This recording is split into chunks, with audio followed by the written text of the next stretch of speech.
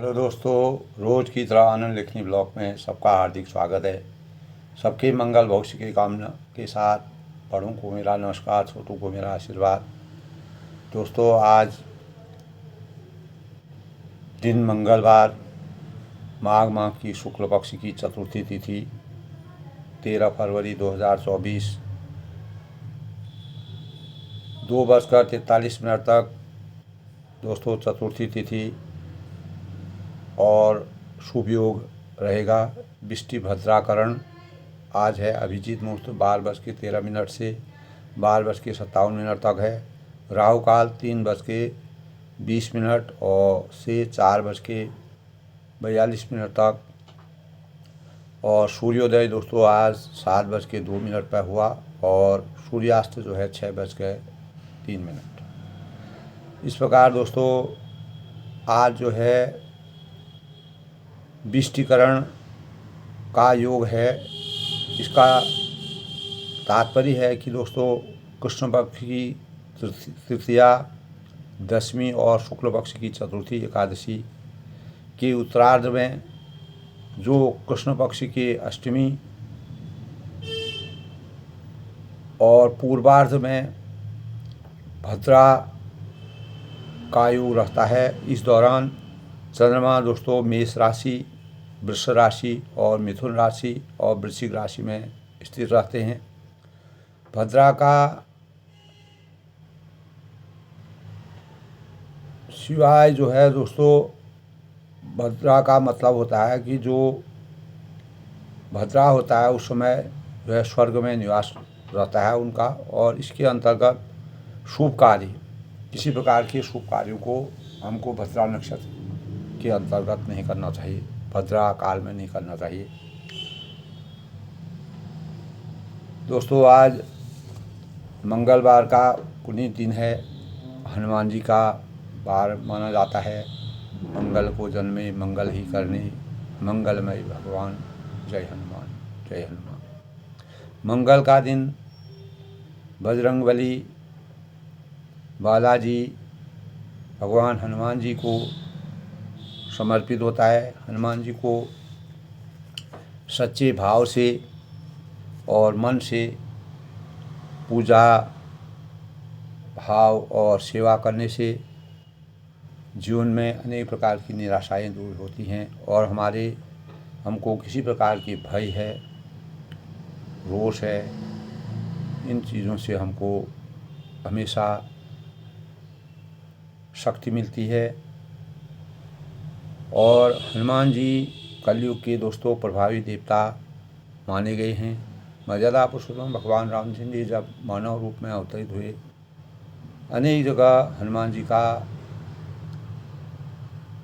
की सेवाएं उन्होंने ली और उन्हीं सेवाओं के परिणाम स्वरूप जब हनुमान जी अपनी सेवाओं में, अपने कार्यों में, अपने लक्ष्य में जब उनको अपने लक्ष्यों की प्राप्ति थी और उसमें उनको पूर्णता का स्वरूप देखा, तब भगवान मर्यादा पुरुषोत्तम भगवान राम जी उनको कलयुग में भी अमृतत्व का वरदान प्राप्त हुआ है। ऐसा हमारे शास्त्रों में विधान है। सभी कष्टों को हरने वाले हनुमान जी मंगल कामनाओं के कारक होते हैं और अमंगलों को हरने वाले होते हैं। हमारे जीवन में जितने भी अमंगल होते हैं उनको हमेशा हर देते हैं। ज्योतिष शास्त्र के हमारे विधि विधान के अनुसार दोस्तों मंगल का व्रत करने से अनेक प्रकार के लाभकारी फल हमको प्राप्त होते हैं। मंगल के व्रत के दिन खासतौर से नमक और लोहे के बर्तन में भोजन नहीं करना चाहिए। किसी प्रकार का कोई पकवान नहीं बनाना चाहिए, क्योंकि और जिनकी कुंडली में दोस्तों, जिनकी कुंडली में मंगल ग्रह कमज़ोर होता है तो अनेक प्रकार से हनुमान जी की व्रत, ध्यान, पूजा पाठ और हनुमान जी को बेसन के लड्डू का भोग लगाकर लाल वस्त्र, गेरुआ वस्त्र पहनकर पूजा पाठ करनी चाहिए। तो हनुमान जी से हमें शक्ति प्राप्त होती है, और हम अगर विधि विधान से पूजा पाठ करते हैं तो हमारे जो अमंगल हैं वो भी मंगल में परिवर्तित होते हैं। हनुमान जी की पूजा से संकटों का निवारण होता है। और इस दिन हनुमान चालीसा का पाठ श्री गुरुचरण सरोज रजौ निर्मल गुरु सुधार वर्णो रघुबर विमल जसौ जो दायक फलचार बुद्धिहीन तन जानकी सुमिरो पवन कुमार बल बुद्धि विद्या आदि हुई हरम करीस विकार। जय हनुमान ज्ञान गुण सागर जय कपी स्थिर लोक उजागर राम दूत अतुलित बलधामा अंजनी पूत पवन महावीर विक्रम बजरंगी कुमति निवास सुमति संगी कंचन वरण विरास वेशा कानन कुंडल कुंडली हाथ वज्र ध्वजा विराजे कांधे मूष जने शंकर। इस प्रकार दोस्तों हनुमान जी का हनुमान चालीसा का पूर्ण पाठ करना चाहिए। हमें शक्ति और बल साहस और संकटों का हमारा हरण होता है और कष्ट हमारी दूर होते हैं। और दोस्तों मंगलवार को पश्चिम दिशा की ओर भ्रमण यात्रा करने से बचना चाहिए। सात्विक भोजन करना जीवन के लिए बहुत ही लाभदायक माना गया है। किसी प्रकार के उधार लेन देन से बचना चाहिए। और हनुमान जी की आराधना दीपक जलाकर भगवान के वो भोग लगाना चाहिए। चमेली का तेल है, तुलसी की माला है, हनुमान जी को अर्पित करनी चाहिए। हनुमान चालीसा का पाठ और माला जाप और लड्डुओं का भोग लगाकर अनेक प्रकार के भावों से हम बच सकते हैं। और मंगलवार को दोस्तों दाढ़ी नाखून बाल आदि बनाने से जो हमारे शास्त्रों में विधान है वह अशुभ माना जाता है, बचना चाहिए। और मंगल दोषों को दूर करने के लिए हनुमान जी ही हमारे एक इस प्रकार के साध्य देव हैं जो हमारे मंगल दोषों को दूर कर सकते हैं। और हनुमान जी का विधिपूर्वक पूजा पाठ उपासना और मंत्र मनोजवं मारुतं तुल्य वेगं जितेन्द्रिय बुद्धिमता वरिष्ठं वातात्मज वानरयूथं मुख्यं श्रीरामदूतं शरणं प्रपद्ये ओम नमो हनुमते रुद्रावतारे। इस प्रकार से बीज मंत्र ओम ऐं भीम हनुमते ओम ऐं भीम हनुमते श्री हनुमान दूताय नमः श्री हनुमान दूताय नमः। इस प्रकार हनुमान जी का विधि विधान से पाठ करके और हनुमान जी हमको अनेक प्रकार के हमारी मंगल कामनाओं की को पूर्ण करते हैं। और दोस्तों सब सुख रहे तुम्हारी शरणा तुम रक्षा काहू को डरना आपन तेज प्रताप सुमारू आपे तीनों दिखावे भूत पिशाच निकट नहीं आवे महावीर जब नाम सुनावे। इस प्रकार जो है हनुमान जी की महिमा का गुणगान है। अब वही तब भगवान हनुमान मर्यादा पुरुषोत्तम भगवान रामचंद्र जी को जब हनुमान की प्राप्ति होती है तब वो अपने भावों से अपने विचारों से हनुमान जी के ऊपर इतना भरोसा करते हैं और इतना सहारा उनका लेते हैं और एक सहायक के रूप में एक सखा के रूप में हनुमान जी के भावों को जानते हैं। और हनुमान जी एक पूज्य देव के रूप में मर्यादा पुरुषोत्तम भगवान रामचंद्र जी का आशीर्वाद उनको प्राप्त हुआ। तब वह कहते हैं अब मोहि भाव रोष हनुमंता बिनु हरि कृपा मिलई नहीं सुनता विभीषण नगर की जैसे गाजा हृदय रा कौशलपुर राजा गरल सुधा करई मिताई गोपद सिंधु अनल सितलाई। इस प्रकार के भाव मर्यादा पुरुषोत्तम भगवान रामचंद्र जी ने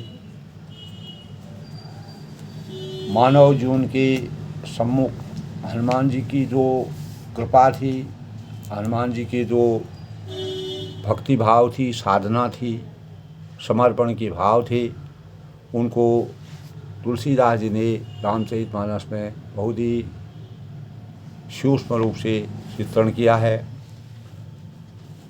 दोस्तों, आज के प्रसंग में मर्यादा पुरुषोत्तम भगवान रामचंद्र जी, वशिष्ठ जी, जनक जी के बीच में और भरत जी के बीच में जो विचार विमर्श होता है, अनेक प्रकार से जनक जी भरत जी की प्रशंसा करते हैं। भरत जी की प्रेम, स्नेह, भक्ति, साधना, संयम और अपने भातृ प्रेम से परिपूर्ण जो उनके आदर्श थे, जो मर्यादा थी, उसका चित्रण करते हुए अनेक प्रकार के देवता लोगों में इस प्रकार के भाव चले गए। भरत जी जब वन में चित्रकूट में पहुंचते हैं, मिथिला यानी मंदाकिनी नदी के किनारे उनकी पर्णकुटी होती है। अनेक प्रकार के जनक प्रजा, अयोध्या की प्रजा और वन के प्रजा, वनवासी जो हैं, सब वहाँ का वृतांत देख रहे हैं। मर्यादा पुरुषोत्तम भगवान रामचंद्र जी अवध, वहाँ जहाँ राम निवासु रामचंद्र जी का जहाँ निवास है, वहाँ अवध का जैसा वातावरण हो रहा है। और दिवस वहाँ जहाँ वाहन प्रकाश, जहाँ सूर्य का प्रकाश होता है, वहाँ हमेशा चमत्कार होता है। यानी अज्ञान रूपी अंधकार से हम ज्ञान रूपी प्रकाश की तरफ स्वयं ही हमारा जीवन आच्छादित हो जाता है। भरत जी के प्रणाम करके अनेक प्रकार से राजा जनक जी, गुरु वशिष्ठ जी और साधु संत जब अपने अपने निवास स्थानों को जाने का मन बनाया, तो रामचंद्र से उन्होंने अनुनय विनय करने की सोची कि रामचंद्र जी अयोध्या को लौटें। यानी तब जनक जी और गुरु वशिष्ठ जी और साधु संत सबसे विनती की, और जो सुर थे, देवता लोग थे, उनको भी अनेक प्रकार के संशय होने लगे कि अगर मर्यादा पुरुषोत्तम भगवान रामचंद्र जी अयोध्या को लौट जाएंगे तो उनकी मनोदशा क्या होगी। तो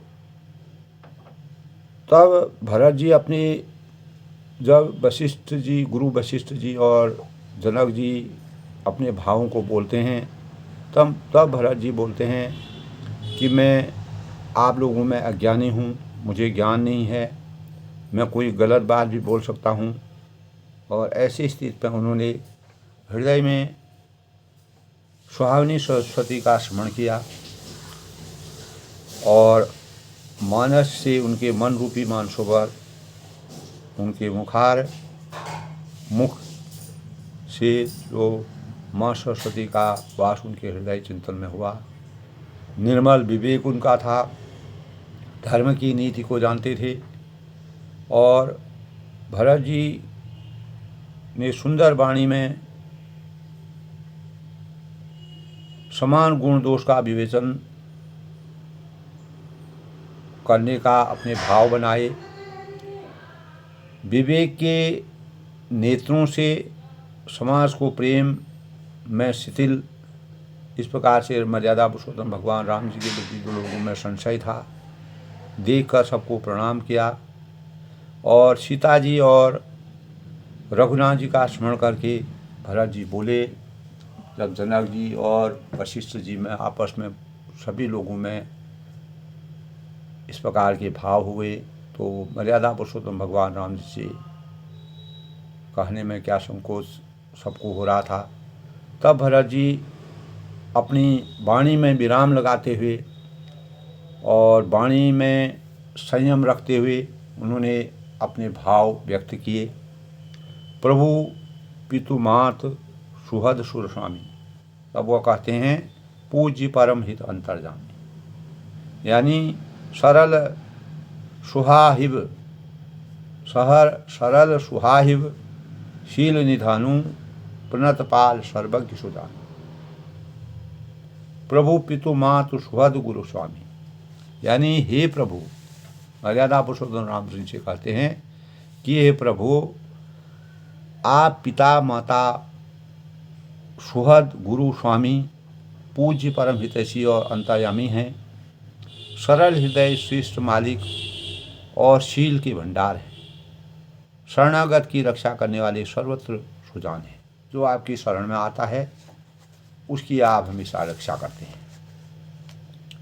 तो दोस्तों, इस संसार में रहकर व्यक्ति जिन चीज़ों का उपभोग करता है और उनकी एक कीमत है,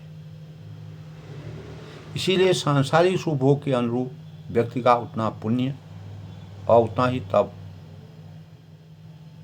हो जाता है। यही भरत जी के चरित्र में था। और समय कट जाता है और इतना सुख हम अपने जीवन में भोगते हैं और पुण्य उसमें खप जाता है। संसार में प्रकृति को परमात्मा की एक प्रकार से, जैसे आजकल कंप्यूटराइज्ड का युग है, तो प्रकृति परमात्मा की कंप्यूटराइज्ड व्यवस्था है। हम जो कर्म करते हैं, भरत जी ने अपने जीवन में जो कर्म किए, अच्छे हैं, बुरे हैं, श्रेष्ठ हैं, विकृष्ट हैं, निकृष्ट हैं, वे सब कंप्यूटराइज्ड व्यवस्था के तहत अंकित हो जाते हैं।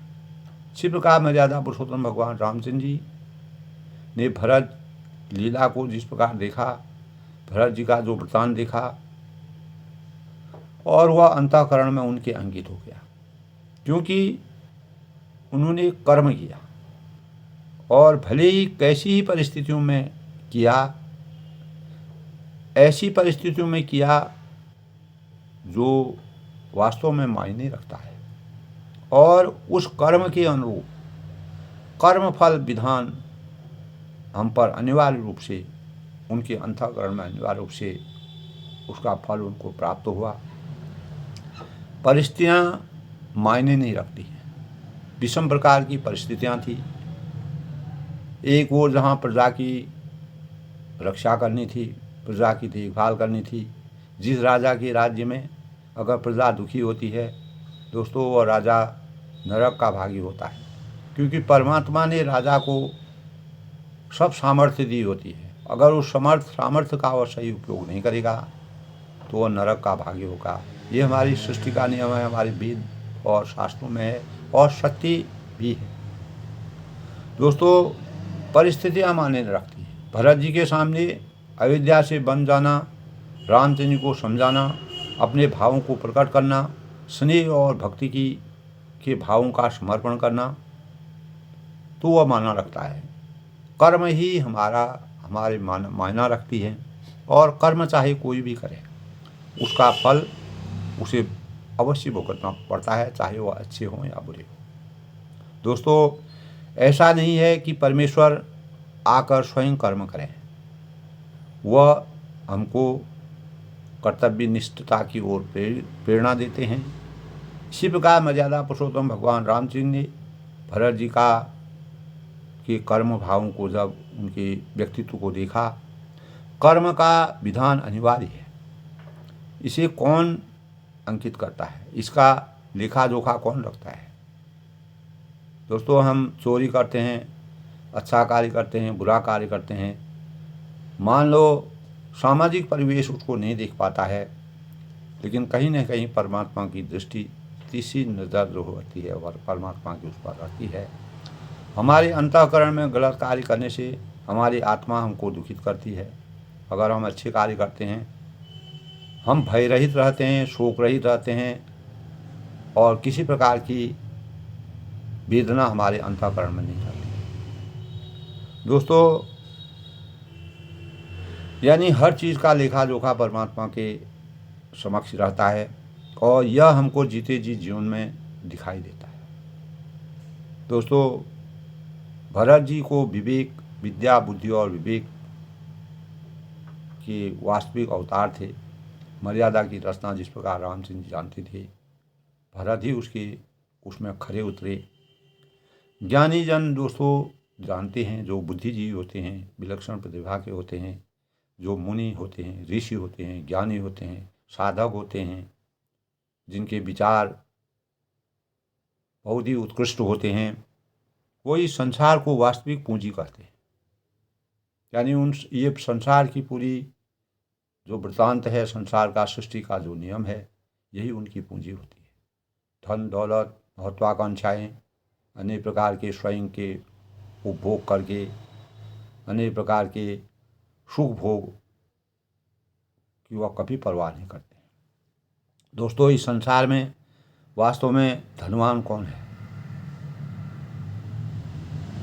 मेरी समझ में दोस्तों, स्थूल दृष्टि से अगर जिसके पास बैंक में बहुत पैसा है तो वही भगवान है। लेकिन प्रकृति की नज़रों में भगवान वह है जिसके पास बल है, जिसके पास शक्ति है, जिसके पास धन है, जिसके पास ऐश्वर्य है, जिसके पास महत्वाकांक्षाएं हैं। मेरे हिसाब से दोस्तों, वह वास्तविक धनवान नहीं है।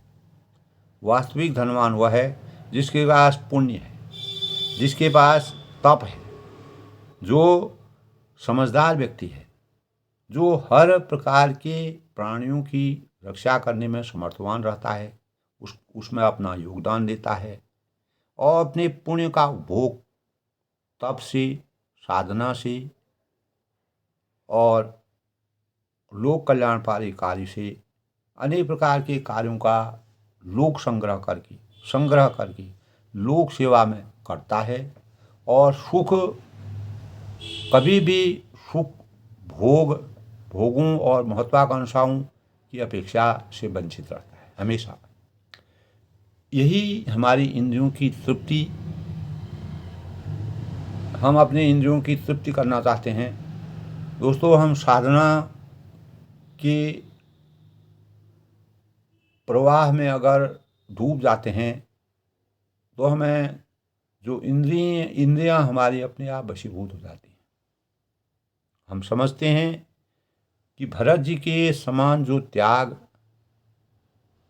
उन्होंने अपने जीवन में किया, वही त्याग का फल उनको प्राप्त हुआ। आध्यात्मिक जीवन की उपलब्धि त्याग है। इसीलिए उच्चतम साधना, श्रेष्ठतम साधना, श्रेष्ठतम अनुशासन उन्होंने अपने जीवन में किया, जो विवेक और वैरागी से उनको प्राप्त हुआ। विवेक और वैरागी जितना दृढ़ होगा उतना ही हमारा व्यक्तित्व स्थिर और शांत होता है। भरत जी ने अपने विवेक और वैराग्य में किंचित मात्र भी कहीं पर भी समझौता नहीं किया। इससे उनके शरीर में, मन में स्थिरता आई और जितना दोस्तों हमारे विवेक या वैराग्य क्षीण होते जाते हैं, कमज़ोर होते जाते हैं, उतना ही हम अस्थिर होते हैं। लेकिन भरत जी ने कभी भी अपने विवेक और वैराग्य को अस्थिर नहीं होने दिया।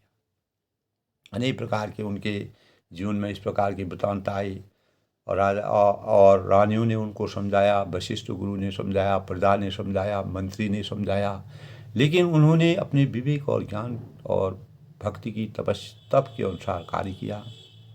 निश्चित रूप से इसीलिए वह इस संसार में विख्यात हुई। सुख का अनुभव उन्होंने किया, संतुष्टि की प्राप्ति हुई, जिसमें विवेक और वैराग्य सम्मिलित थे।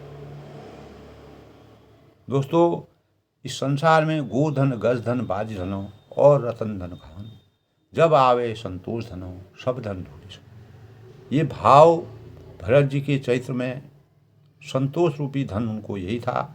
राम भक्ति में लीन होना, ब्रह्म की प्राप्ति करना, त्याग और समर्पण के भाव करना, मर्यादा के अनुकूल चलना, मर्यादा की रक्षा करना और उपभोग और संग्रह का अगर हम अनावश्यक लालच करते हैं, कोई संबंधियों के प्रति अनुपयुक्त अहम के भाव रखते, तो ये जैसे व्योमभाव है, अहम है और अनुपयुक्त अनुपयुक्त है, इन तीनों का समुच्चय ही वह त्रिशूल है दोस्तों, जो जीवन समुदाय को अस्त व्यस्त करता है। भरत जी ने इन तीनों चीज़ों को अपने जीवन से परे रखा और वही सृष्टा के उभार के रूप में वह इस संसार में, उनका नाम, उनकी मर्यादा, और भरत जी का आज भी लोग भगवान रामचंद्र जी, मर्यादा पुरुषोत्तम भगवान रामचंद्र जी, भरत जी की अनेक प्रकार से प्रशंसा जनक जी ने की, वशिष्ठ जी ने की। उनके स्वयं के विवेक का जो आशीर्वाद उनको मिला था। तो तब दोस्तों जब देवताओं को दुखी देखा, जनक जी को व्यथित देखा, वशिष्ठ जी को व्यथित देखा, तब वो अपने प्रणाम करके सीता जी और रघुनाथ जी का स्मरण करके भरत जी क्या बोलते हैं कि हे प्रभु, प्रभु पितु मातु सुहृद गुरु स्वामी, हे प्रभु आप पिता माता सुहृद गुरु स्वामी, पुरुष परम हितैषी मेरे हैं, पूज्य परम हित अंतर्जामी, सहर्ष सुहासिव शील विधानु निधानु, प्रणत पाल सर्वज्ञ सुजान। यानी सरल हृदय, श्रेष्ठ मालिक, शील की भंडार और शरणागत की रक्षा करने वाले सर्वज्ञ और सुजान है। यानी आप इस संसार की मर्यादा के स्तंभ है। समर्थ शरणागत हितकारी, समर्थ शरणागत हित करने वाले, गुणों का आदर करने वाले, गुणनायक अवगुण गुणधारी, अवगुणों और पापों को हरने वाले हैं, ज्ञान के पिपासु हैं, ज्ञान का के भंडार हैं। स्वामी गोसाई सरिसु गोसाई, हे गोसाई आप सरी के स्वामी आप ही हैं, मोहि समान में साई दुहाई, और स्वामी के साथ द्रोह करने से मेरे समान नहीं। यानी मैंने ही, यानी अपने को ही वह अपयश का भागी बताते हैं। प्रभु पितु वचन मोहवश पेली, मैं मोहवश प्रभु आपके और पिताजी के वचनों का उल्लंघन कर समान, यानी समाज बटोर कर यहाँ आया हूँ। वन में मैं अनेक प्रकार के, मैंने किसी की बात न सुन करके, मेरे मन के अंतःकरण में मेरी आत्मा ने जो बात कही उसी अनुसार मैं वन में आया हूँ। जग भल पोच ऊंच और नीचो, जगत में भले बुरे ऊंचे नीचे, अमृत और अमर पद, देवताओं पद, विष और मृत्यु आदि, ये सब प्रकार के जो सांसारिक चीज़ें हैं, राम रजाए भेंट मन माही। किसी को भी ऐसा, कहीं ऐसा नहीं दिखाई सुना कि जो मन में भी श्री रामचंद्र जी का आज्ञा को मिटा दे। सो मैं सब विधि की न ढिठाई, मैंने सब प्रकार से वही ढिठाई की, वही अपनी गलतियां की। प्रभु मानी स्नेह से उखाई, परंतु प्रभु ने उस ढिठाई का स्नेह और सेवा, उसको हम मेरी सेवा के रूप में माना। मैंने जो कार्य किए अपने जीवन में, और मैं इतनी प्रजा के साथ जो वन में आ गया, कृपा भलाई आपनी, हे नाथ, तब वो कहते हैं मर्यादा पुरुषोत्तम भगवान राम से, हे नाथ कृपा भलाई आपने, यानी आपने अपनी कृपा और भलाई से मेरा भला किया है। नाथ की न बल मोर, आपकी इतनी दया दृष्टि है, आपने मेरे इतना बड़ा, आपको 14 साल का जो वनवास मिला उसका कारण मैं ही था, मुख्य पात्र में था, फिर भी आपने उसको अपने अंतःकरण में नहीं रखा। दूषण भी भूषण सरिस, और जिससे मेरा दूषण, जो अनेक प्रकार के दोष मेरे थे, भूषण वह मेरे लिए गुणकारी हो गए। कभी कभी दोस्तों क्या होता है, बुराई में अच्छाई छिपी रहती है। यद्यपि कैकेयी जी ने रामचंद्र जी को वनवास दिया, रामचंद्र ने उसको सहर्ष स्वीकार किया, लेकिन भरत जी का चरित्र चित्रण और मर्यादा पुरुषोत्तम, इसीलिए मर्यादा की रचना करने का मूल स्तंभ रामचंद्र जी को कहा जाता है। कूर कुटिल खल कुमति कलंकी, यानी जो क्रूर होते हैं, कुटिल होते हैं, दुष्ट होते हैं, कुबुद्धि होती है, कलंकी होते हैं, नीच होते हैं, शील से रहित होते हैं, नीच निशील श्रीय निशंकी, और निरीश्वरवादी होते हैं, नास्तिक होते हैं, जो भगवान को मानते ही नहीं हैं और निशंक और निडर हैं।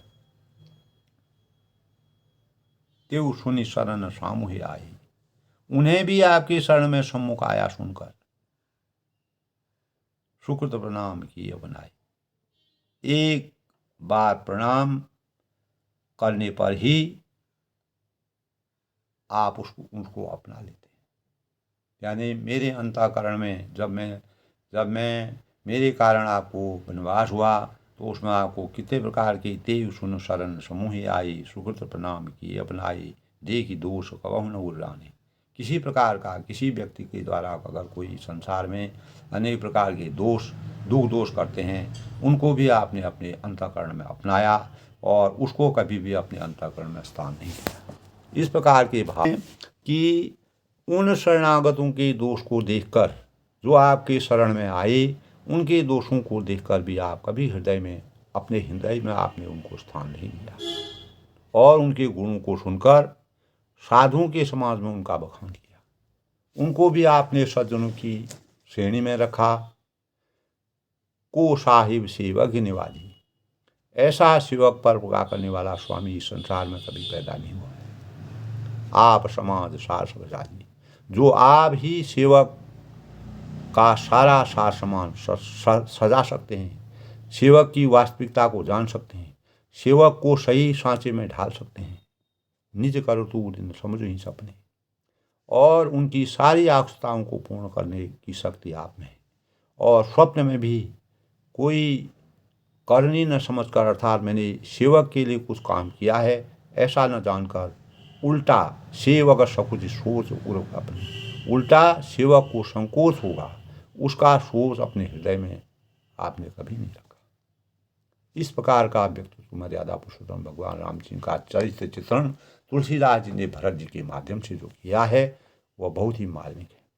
सो गोसाई नहीं दूसर को भी, मैं भुजा उठाकर, अपने हाथों को उठाकर कहता हूँ कि प्रणरोप कर, बड़े जोर के साथ कहता हूँ, भुजा उठाए कहूँ प्रणरूपी। अपने प्रण रोक कर अपने भुजाओं को उठा करके बड़े विश्वास के साथ इस बात को कहता हूँ कि ऐसा इस संसार में दूसरा व्यक्ति कोई पैदा नहीं हुआ।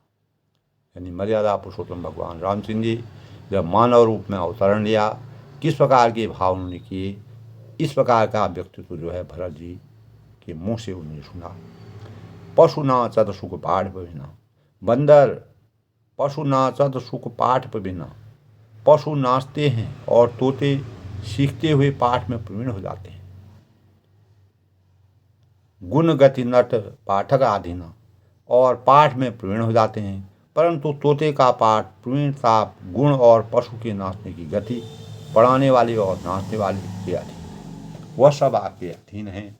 जो इस प्रकार के दोस्तों, इस प्रकार से उन्होंने अनेक प्रकार से तुलसीदास ने वर्णन किया है।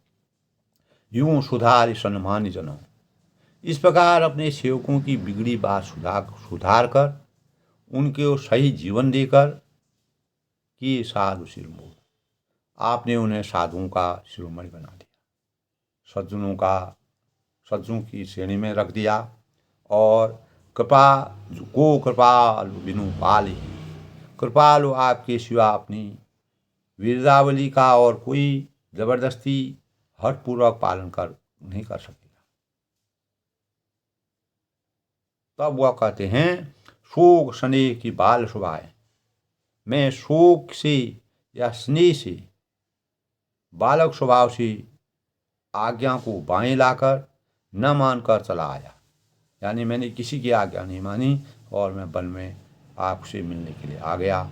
आयु सुनाय रजाई हूँ बाएं, तब हूँ कृपाल हेर निजोरा, तो भी कृपाल स्वामी आपने अपनी ओर देखकर सभी प्रकार से मेरा भला ही, यानी मैंने जिस प्रकार के भी कार्य किए, जो भी यश और अपयश जो भी मैंने किया, उसको आपने समान दृष्टि से अपने अंतःकरण में स्थान दिया। सबई भांति बलवान हूँ, और उचित और अनुचित को कार्य को भी आपने अच्छे में परिवर्तित कर दिया। यानी आप शुचिता के मानक हैं। देखो पाय सुमंगल मूला, मैंने सुंदर मंगलों के मूल आपके चरणों का दर्शन किया है। आपके दर्शन मात्र से मेरा जीवन जो व्यथित था, जो परेशान था, जिस प्रकार की भाव मेरे अंतःकरण में आए, मुझे क्या करना चाहिए क्या नहीं करना चाहिए, उसकी सूझ मुझे पैदा हुई। जाने हूँ स्वामी सहज अनुकूला, ये सब आपके ही, यानी यह सब जान लिया कि स्वामी मुझ पर स्वभाव से अनुकूल हैं, कभी भी प्रतिकूल नहीं हो सकते हैं, इतना मुझे अपने अंतःकरण में विश्वास है। इस प्रकार की बातें भरत जी रामचंद्र से कहते हैं। बड़े समाज बिलो कहूँ भागू, इस बड़े समाज में अपने भाग्य को देखा, बड़ी चूक शाही बन रागू, और इतना बड़ी चूक होने पर भी स्वामी का मुझ पर हमेशा अनुराग बना रहा। यानी 14 साल का वनवास देने के बाद किस प्रकार की वेदना, एक ओर जहाँ राजयोग उनको युवराज बनाया जा रहा था, उसी समय उनको रातों रात जो है वनवास दिया गया। इतना बड़ा अपराध होने पर भी आपने कभी भी मेरी तरफ गलत दृष्टि से नहीं देखा, और आपने मुझे सामर्थ्यवान बनाकर मुझ पर इतना बड़ा कृपा की, इतना बड़ा विश्वास जगाया। वह मेरे लिए बहुत ही अवर्णीय है। कृपा अनुग्रह अंगुर अघाई, कृपा निधान ने मुझ पर सांगोपांग भरपेट कृपा की, यानी पूर्ण निष्ठा भाव के साथ आपने मेरे ऊपर जो कृपा की है, कीन कृपा निधि सब अधिकारी, और अनुग्रह सब अधिक ही किए हैं। अर्थात मैं जिसके जरा भी लायक नहीं था, मैं इस लायक नहीं था, फिर भी आपने मेरा सर्वांगपूर्ण कृपा करके मेरे ऊपर मुझ पर की है। और सखा मोर दुलार गोसाई अपने शील स्वभाव भलाई, हे गोसाई, हे स्वामी, हे नाथ, हे सखा, हे भ्राता, आपने अपने शील स्वभाव और भलाई से मेरा दुलार रखा, मेरे ऊपर इतना बड़ा प्रेम रखा, विश्वास रखा, धर्म की धूरी को आपने प्रबल रखा। नाथ निपट में कीन ढिढाई, स्वामी समाज सकोज बिहाई। तब जब भरत जी जो है उनको पूर्ण अपने भावों को बोलने का पूर्ण समय मिला, समय के अनुकूल जब इस प्रकार का समय आया, तब उन्होंने अपने भावों को बड़ा ही विस्तार से उसका वर्णन करते हुए अपने अंतःकरण में, दोस्तों, जब अपने दुख के भाव जो होते हैं, अपने अंतःकरण के भाव जो होते हैं, आदमी तब व्यक्त करता है जब वो मन वाणी वचन से परिशुद्ध हो जाता है, आत्मा और परमात्मा के साथ मिलती है। तो ऐसी स्थिति में हम अपने व्यक्तित्व के भावों को अपने स्वामी, अपने परमात्मा के आगे भाव व्यक्त करते हैं। नाथ निपट में कीन ढिठाई, हे नाथ, मैंने स्वामी और समाज के संकोच को छोड़कर न मैंने प्रजा की ओर देखा, न अनेक प्रकार के गुरुओं की देखा, न मंत्रियों की देखा, सबके संकोच को छोड़कर स्वामी समाज सकोज बिहाई, उनकी आज्ञा की अवहेलना कर विनय भरी जैसी रुचि वैसी वाणी कहकर सरसा ढिलाई की, उसका उल्लंघन किया। अभिनय विनय यथावधि वाणी क्षमई देव आरदिनानी, और हे देव, हे परमात्मा, हे ब्रह्म, मेरे आर्तभाव, इस आतुरता को जानकर आप क्षमा कीजिए। मैंने जिस प्रकार से मेरा लक्ष्य, मेरा कार्य था कि प्रजा की रक्षा करना, अयोध्या को छोड़ के नहीं आना, लेकिन जब मर्यादा की रचना करनी होती है, जब आत्मा और परमात्मा का मिलन होता है, स्नेह भक्ति में उमड़ जाती है, तो इस प्रकार के भाव व्यक्त होते हैं। सुहृद सुजान सुशास भी, तब कहते हैं सुहृद, शुद्ध हृदय जो होता है, हेतु हित करने वाले जो होते हैं, हृदय के अंतःकरण से जो हित करने वाले होते हैं, और कहूँ बड़ी खोर बुद्धिमान और श्रेष्ठ मालिक को बहुत कहना बड़ा अपराध होता है। यानी जो बुद्धिमान होते हैं, जो सब कुछ जानते हैं, जो सर्वज्ञ हैं, उनको अपने किसी प्रकार से ज्ञान देना वह हमारे बस की बात नहीं है। वह छोटे मानव का काम नहीं है। जो अज्ञानी होते हैं वह ज्ञानी को सीख नहीं सिखा सकते हैं। आय सुदेव देव भव। इसीलिए हे देव, अब मुझे आज्ञा दीजिए, आपने मेरी सभी बात सुधार दी है। यानी आपने मेरा मेरा जो अंतःकरण है, मेरी सब बातें हैं वह सुधार दी हैं। प्रभु पद पदम पराग दुहाई। प्रभु के चरण कमलों की रज वो सत्य सुकृत सुख सीने सवाई।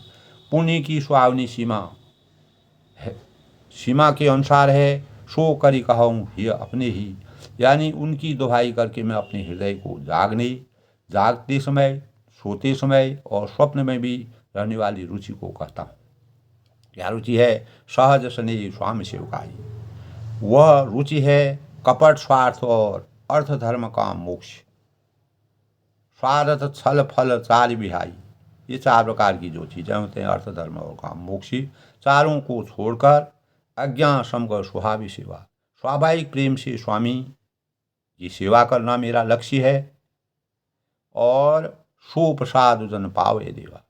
और आज्ञा पालन के समान श्रेष्ठ स्वामी को कोई सेवा, अगर मैं अपने स्वामी को, स्वामी सेवक वही होता है जो अपने स्वामी की सहृद भाव से सेवा करता है, आज्ञा का पालन करता है। हे देव, अब यही आज्ञा रूप प्रसाद सेवक को मिल जाए। ये प्रसाद मुझे चाहिए और यही प्रसाद आपका मुझे मिल जाएगा, मैं धन्य होता हूँ।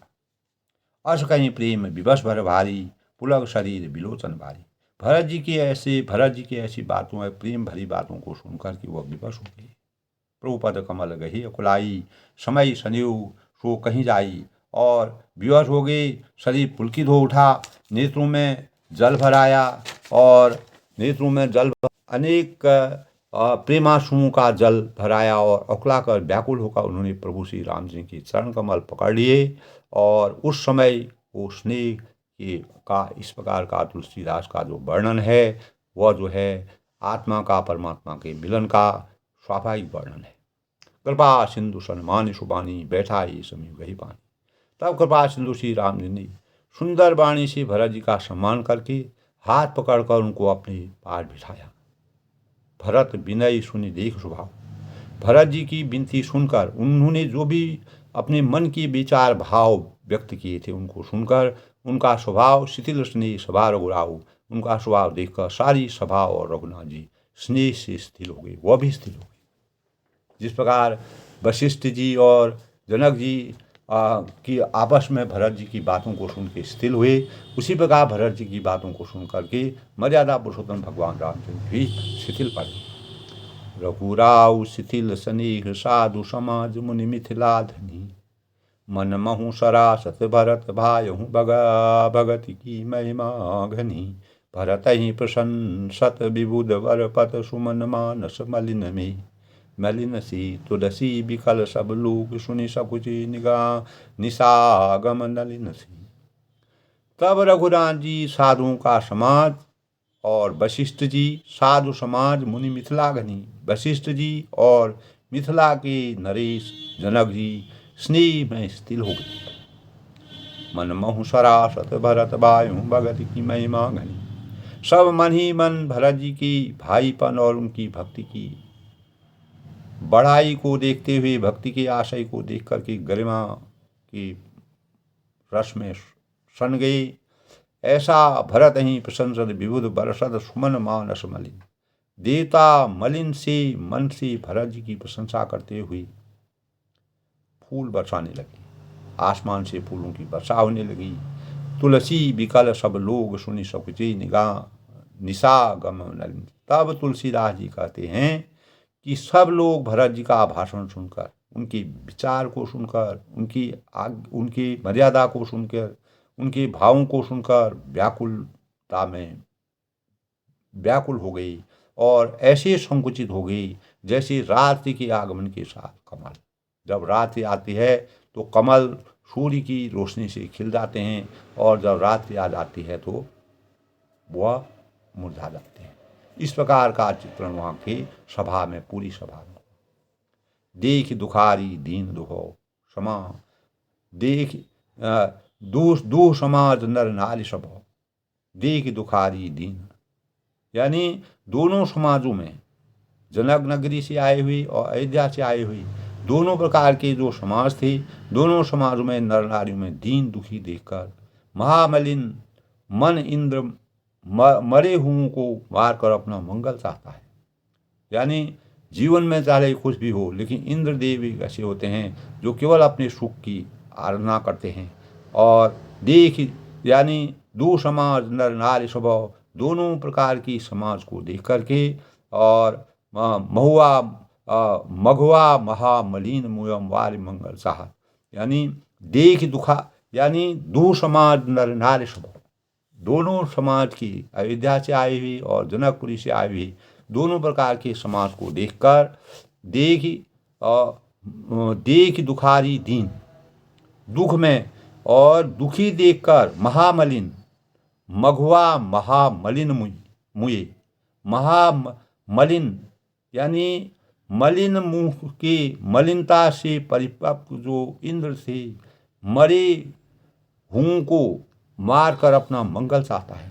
दुनिया में चाहे कुछ भी हो, जिन लोगों के पास स्वार्थ, अपना निजी हित होता है, वो अपने निजी हित को देखते हैं। अब मर्यादा पुरुषोत्तम भगवान राम जी के सामने भरत जी ने जो विचार रखे, इंद्र को बहुत संकट हो गया और इंद्र को ऐसा लगा कि अगर मर्यादा पुरुषोत्तम भगवान राम जी वन से अयोध्या को लौट जाएंगे तो हमारी दुर्दशा हो जाएगी। भरत जी ने, आज के प्रसंग में दोस्तों, भरत जी ने जब वशिष्ठ जी और जनक जी ने अपने पूरे भाव रामचंद्र जी को अयोध्या लौटने के लिए अनेक प्रकार से उन्होंने अपने भाव व्यक्त किए, आपस में मंत्रणा की, बहुत चीज़ किया, तब भरत जी के ऊपर वह बात डाली। तब भरत जी ने बड़े ही अनुशासित ढंग से, बड़े ही मर्यादित ढंग से, बड़े ही पारिवारिक और सुसंगठित ढंग से अपने विचारों को व्यक्त किया और रामचंद्र जी के प्रति जो उनका स्नेह था, जो भक्ति थी, प्रेम थी, मर्यादा थी, उसका सविस्तार वर्णन करते हुए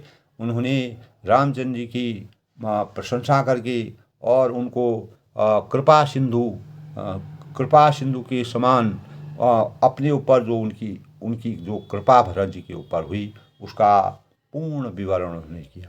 दोस्तों, आज के प्रसंग में तब अब आगे भरत जी और रामचंद्र जी ने जो भरत जी की बातें हैं, बड़े ही आदरपूर्वक उनकी बातों का सम्मान किया, उसको सुना, उसका मनन किया और इसी बातों में इंद्रदेव को जो है अपने निजी स्वार्थ, दोस्तों, इस संसार में चाहे देवताओं में हो या मानव में हो, सुर हों असुर हों, अपने स्वार्थ, सुर देवताओं में भी स्वार्थ की भावनाएं होती हैं। इस प्रकार इंद्र जो थे, देवलोक के देवता थे, उनके अंतःकरण में ऐसा हुआ, अगर मर्यादा पुरुषोत्तम भगवान राम जी अयोध्या को लौट जाएंगे तो उनकी दशा खराब हो जाएगी।